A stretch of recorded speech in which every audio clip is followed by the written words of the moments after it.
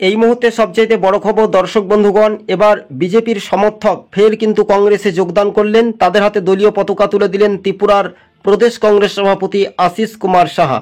কার্যত রাজ্য রাজনীতিতেই নতুন চমক।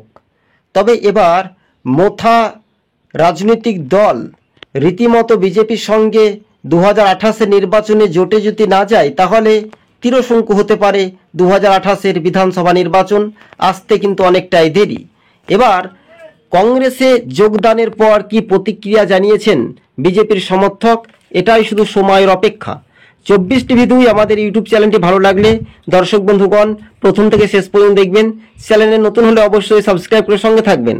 আপনাদেরকে আরও একবার জানিয়ে রাখি, ফের উত্তরবঙ্গের মানুষের যে একটা চিত্র যেমন দেখা যায়, তেমনি পাহাড় বা সমতলে ফের শাসক দলের হেভিওয়েট ভোটার যোগদান করলেন কংগ্রেসে। উত্তর পূর্বে রাজ্যের ত্রিপুরায় আশিস কুমার সাহা তিনি প্রদেশ সভাপতি। বর্তমানে রাজনৈতিক একেবারে দক্ষতা হিসেবে আগরতলায় কংগ্রেসে যোগদান কর্ম